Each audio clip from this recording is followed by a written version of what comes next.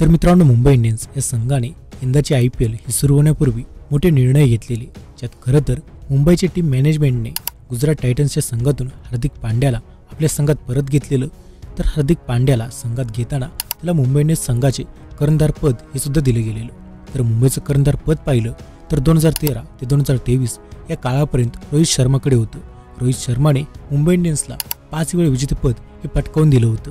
तर मुंबईला 2021, 22 आणि 23 मध्ये विजेतेपद मिळालं नव्हतं.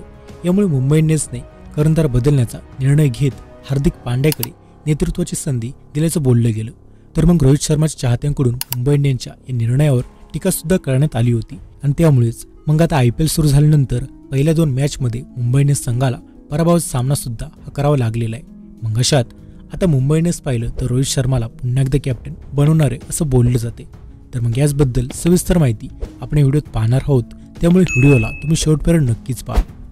खरं तर मुंबई इंडियन्स संघाच्या गुजरात टायटन्स आणि SRH यांच्या विरोधातील पराभवानंतर संघाचे मालक असलेल्या अंबानी कुटुंबातील आकाश अंबानी यांनी काल पाहिली तर रोहित शर्माची भेट घेतली.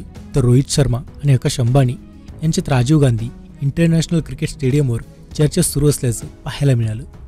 तर आपण तसं पाहिलं तर मुंबई इंडियन्स संघाला गुजरात टायटन्स आणि SRH यांच्या विरोधात पराभवाचा सामना करावा लागला असला तरी सुद्धा या सामन्यांमधील पराभव एकतर्फी झालेला नव्हता. मुंबईचा पराभव अतितटीच्या लढतीत हा झाला होता, ज्यात गुजरात विरुद्ध मुंबईचा पराभव हा 6 धावांनी झाला होता. तर सनरायझर्स हैदराबाद या संघाविरुद्ध मुंबईचा पराभव 31 धावांनी झालेला आहे, ज्यात हैदराबादने 3 विकेटवर 277 धावा हे केलेल्या होत्या.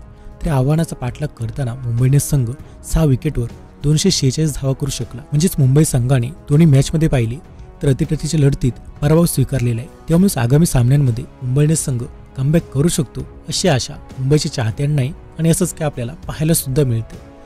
तर मग आता अशात रोहित शर्माकडे पुन्हा कर्णधार पद हे दिलं जाऊ शकतं का याबद्दल बोललो.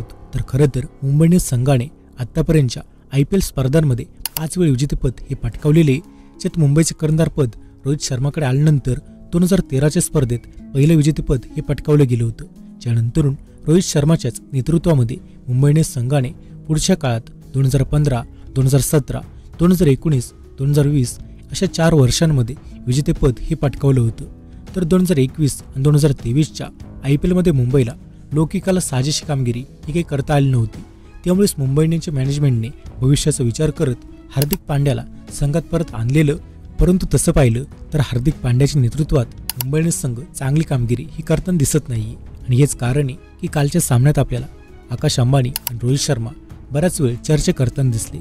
त्यामुळेच आता असं म्हटलं जाते की रोहित शर्माकडे पुन्हा एकदा कर्णधार पदाची धुरा ही मुंबई इंडियन्स संघाची दिली जाऊ शकते. तर मग अशात हार्दिक पांड्याच्या कॅप्टन्सीवर तुमचं काय मत आहे ते आम्हाला कमेंट करून नक्कीच सांगा. माहिती आवडल्यास व्हिडिओ लाईक करा. आणि मित्रांनो, या व्यतिरिक्त IPL 2024 मध्ये सूर्यकुमार यादवने सलग 2 सामने हे गमावलेले आहेत, ज्यात तो आपल्याला मुंबई इंडियन्स संघाकडून खेळताना दिसला नाही. मग अशात सूर्यकुमार यादवचं न खेळण्यामागील नेमकं कारण काय हे तुम्हाला पाहायचं असेल तर आमचा हा व्हिडिओ नक्कीच पहा.